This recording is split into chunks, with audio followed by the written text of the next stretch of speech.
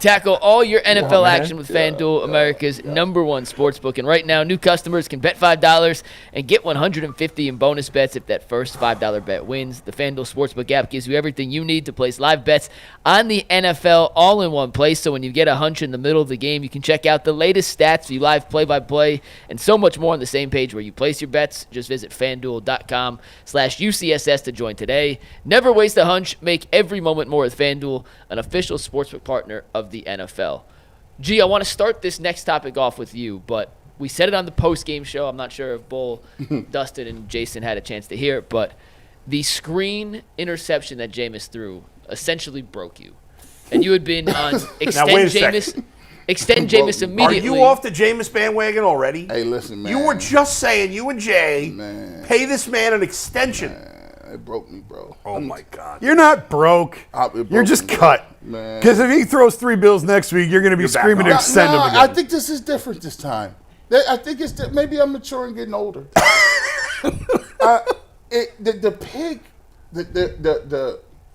The pick on the screen pass hurt my heart because I even had to go back and listen to the press conference. Right, I listened to him. I wanted to know what he saw in that play. Because when you take a look at it, he pump fakes. You see him pump fake a little bit. Like, he's trying to look around. And then, instead of just taking a rock and throwing it into the ground and living to fight another day, he throws it, they pick it off the defensive lineman. It's a defensive lineman's dream. And guess what? It dawned on me, and I said to myself, you just got to know the temperature of the game. If you're a quarterback, right, before that interception, the Browns are up 7-3. Russell Wilson is struggling. He couldn't complete a pass. The Boo Birds were even coming out a little bit. They were completely out of rhythm. They was out of rhythm. As a quarterback, I need you to understand, as the coach understands, that I need to control the pace, especially on the road. Control pace, control the crowd, control the incomplete passes. And when you throw that, you basically hand them momentum. They go down, they score a touchdown, and then from that, it was done. Because now you already had a bunch of guys on defense. Like, oh, here we go. And from there, you just couldn't get back. It snowballed. And so the reason I said it broke me a little bit was because no matter what you say, the Duke knee jerk or whatever it is, the one thing that I do know is winnable and non-winnable games and winnable and non-winning football. And if you do that, in these type of, it's cool to throw for 500 or 600 or whatever, but it's the small little stuff, the little stuff, like right there. Like, this is a game against Pittsburgh. What if that's the AFC Championship game? I don't think you can coach that out of a person. I just think that's what me and Bull been saying for a month. It's just awareness. It's just awareness. Now, here's the thing. When I say coach awareness. You can't coach awareness. And the thing about it is, I'm not saying Jameis Winston might not be the best option for them next year. He might be. He might be the best thing you got, and you got to roll with it. What I'm saying to you is this. The pipe dream of, okay, well, maybe he's going to wake up and get 11, 12 wins, and he going to get to a Super Bowl. Nah, I mean, it's the same thing that our complaints we had with Baker. It's the same thing. And it's at just a higher version or higher level. But you can't have that. You have to understand the room, Bull. You got to understand the game. And quarterbacks with less talent can win games like that because you know what they'll do? I don't got no problem. I'll throw the ball out of bounds 45 times, but I'm looking for 2 or 3 plays that could change this game. And by the way, Baker's now like second or third in the league in turnovers through another 2 picks. Now, they did win. They're playing a very favorable schedule down the stretch, but still. And Jameis is like 5th or 6th in interceptions already, even though he's played 7 games.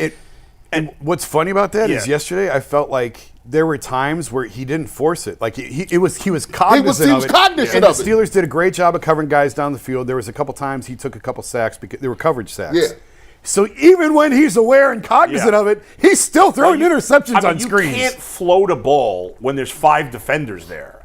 There was 5 guys there. You can't float a ball. And that second pick was a terrible throw also. And by the way, even the ones that weren't getting picked, he was missing guys. He was missing guys. He was missing badly all day. And here's the thing, Mike. And here's the thing, like, I remember last week, and Jay loves these numbers, and G loved them last week. But like you brought up here, if you extrapolate his games over a season, blah blah blah. Here's the thing, okay? Jameis Winston is fresh. A lot of quarterbacks, they've played 12, 13 games already. A lot of defensive linemen. Guys are tired. So Jameis comes in, any quarterback. And that's why you often, when there's a quarterback change, unless the guy is terrible, which Jameis is not terrible, obviously. They got that tape. Guys come in and they put up numbers right away a lot of times. That tape is devastating. They take away But not only the tape, just you're fresh. You haven't been taking the hits that everybody else has been taking. Them throws that you good at, Bull, them throws that is money for you, they go in 3 games and be like, we're not giving you that. And Jameis has a great arm, and he can make incredible throws. And I'm not taking that away from him at all. He can make some terrific highlight throws that Sean loves to point out on Fridays and whatever other days. It's the other stuff that kills. I wrote today, he's like an old Porsche with no brakes and one airbag. It's a great ride. Eventually you're going to crash, and it's going to hurt. And that's just what it's like playing with Jameis Winston. Yeah. He's going to win you some games. He's going to lose you just as many. And so what I'm saying is, you got to be okay. You can't expect anything else. Like, you got to be okay with, that was a great game last week. That was 500. But you got to be okay knowing that it could be 225 and 1 touchdown, 3 picks the next week. And that you just got to be okay with that. And you're just not going to consistently win with guys that throw too many interceptions. The interceptions are just killers. The league's too good. The narrow margin of victory every week is so slim. You can't be negative in the turnover battle, and you certainly can't give teams short fields. Like a pick six, I wonder what the stat is. I bet it's very, very low. Teams that actually win a game throwing a pick six. I mean, it's devastating. How about 2? How about throwing 2 pick sixes? Well, then 0% chance. I mean, you play for a guy that said punting isn't bad. The punt is the most important play in football. Jim Tressel was using the punt as a weapon. Yeah, we're gonna punt this right down there, and he's not wrong though. I mean, it's a strategic weapon in this sport, especially if you ain't got a quarterback that's elite. I asked him about that. He said it's the biggest change. It's the most yardage swing on one play in a game. And it just felt like, I mean, we're getting really off topic, but Tress would like punt it, play defense. You get the ball back. Maybe you get a 3 and out. You punt it again. And it's just a war of attrition. You just keep pushing them back with your defense. And that worked in that style of college football. That was a different era. Absolutely. Yeah. But I commend him for not so much at that level. level. Works if you have the defense. Yes. I call that just awareness of what you got on defense and what you got on offense and playing towards those strengths. But he also loved field goals. You can't win with field goals anymore. So to me, when I say it broke me, it just because I felt when he threw that, I'm like, well, you just gave them. You don't have the horses right now. I would have rathered you. Because he was, like to Jason's point, he was throwing the ball away. He was taking some coverage sacks, which I didn't mind. Right. I thought it got to a point where the Steelers did him like this. Hey, look. Eventually. Jameis is going to try to play smart. Yeah. Okay. But eventually, we're going to keep giving him this look, and he's going to say, damn it. He can't help himself. I can't stand it no more. And by the way, until those last 2 possessions where the game was 27-7, whatever it was, and then the Browns scored, and then they got it one more time before they fumbled the punt. Before those last 2 possessions, the Browns were actually very balanced in terms of run pass in this game. Yeah. The final numbers look spread apart because I think those last 2 possessions, 25 they had 25-41, which, I mean, is not terrible. It's better than it was. Right, but in those last 2 possessions, it was 13-2 passes. So you take those last 2 possessions out where it was a blowout, it was about 55-45, which is where you want to be, 55-45 in terms of run pass.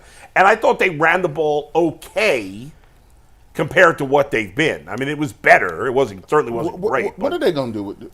I don't know what they're going to do with. What are they doing with Dorsey? What are they doing with that? I think if Kevin Stefanski's back, Dorsey's back. I would fire him. Dorsey? Yes.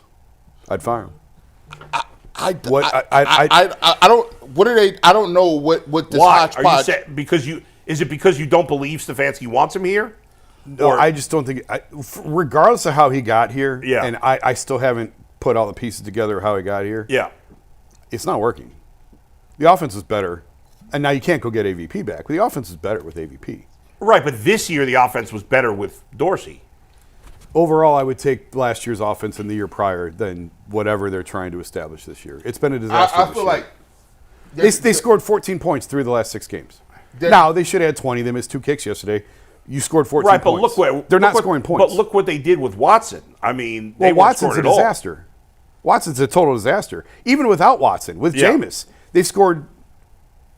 I'd have to look. Maybe it's 19 points. I think maybe it's 19. 3 of the last 6 games. They're just not scoring enough. I would fire him. This is why it's so frustrating. You say apathy is set in because there's no clear-cut anything. If you ask people, do you get rid of Dorsey or keep him? One person will say get rid of him, one will say keep. You ask the question about anybody. You don't know what's going on at quarterback. You don't know who's the coordinator. You don't, like, all of this stuff is just, it's hard to pick over. I will say this.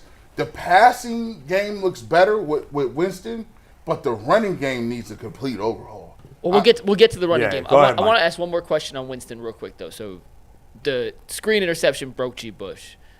Bull, Justin, Jason, you guys have been more on the not as in on Jameis being the guy for sure moving forward. Did anything yesterday surprise you about his game? No. Or was it pretty much what you expected? Yes. No, I expect him to be up and down, and that's what he is.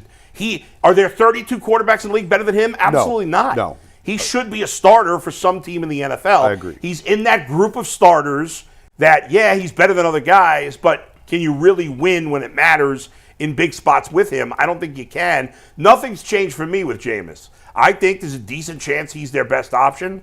But if for next year, for 1 year, because I think the Browns might be better off for once having a young quarterback and letting the veteran play 1 year and letting him sit. But ultimately, if they move on from Jameis, I don't really care that much. If they have a top 5 pick and they take a quarterback, they don't need a bridge quarterback. They're going to play the kid. Well, right or wrong, they're going to play the kid. I know, but that has not worked for them. That's the way of the NFL. They're in a position where they, what's backing the kid up. You can't. That's the thing. You have to have people. If you ask people say they need a different quarterback other than Deshaun Watson. If it happens to be a kid, they're going to put their kid in. Right now, they have the 6th pick in the draft. They're playing a very strong schedule the rest of the year. Record-wise, outside of the Bengals, all the teams they're playing are 500. Obviously, the Chiefs and the Ravens. What's the Dolphins' record? Are they 500? Dolphins. They won yesterday. I thought they were 1 game under. I think they're 6 and 7. All right, so that sounds right. Right. They are 6 and 7, correct? But their strength of schedule is just going to go up. And you think the Browns going to win more games? They're going to win another game. Absolute best case scenario, they win 2. Yeah, they could win. But 2. they could win 0, definitely. Sure. Yeah. They could beat Miami. But they're tied. There's a lot of teams that have 3 wins. I don't know if they're going to win, but they'll play well this week. Watch. But they won't win. They could. I wouldn't. Of course they could. They could. What's the spread? 6? I don't know. I haven't seen it yet. What is the spread, Mike? Have you seen it? I could look it up for the you. Game's right now. here. Yeah, it's the game's here. 5-6 points. I bet. According to FanDuel, it is a 6-point spread. Yeah. Bingo. Yeah, all the Chiefs games have been close. Like you've done this pretty before. Much. Yeah. Yeah. I don't know, but unless they end. Again, I'm no draft expert. Everybody thinks the quarterbacks in this draft aren't that good. Yeah. And I just who knows if the Browns are going to even draft a quarterback? They shouldn't draft one just to draft one. I was looking at Texas and Georgia. I don't want either one of them. I don't want them. I thought Quinn Ewers was better than that, man. Didn't Georgia play better with their backup quarterback? Both those two of the best defenses in the country, dude. I mean, Quinn Ewers had a lot of Colt McCoy in him. I was just like, I thought his arm was a little stronger than that. I don't look. If it was me, I'd be the dude to be like, hey, listen, I'm starting Arch, man. Well, we'll get more into college football a little later, but let's go. Before we move to the next topic, according to Tankathon, which Bull I know is not 100% correct, and you have your beef with Tankathon. They have the 8th pick right now, not the Browns 6th. are the 6th pick right now. They're wrong. I'm just telling you what I'm looking at. Well, at 6, you ain't going to get no quarterback. 6, you're out of the Travis Hunter, 2 quarterbacks. You might get that defensive end from Penn State. I like him.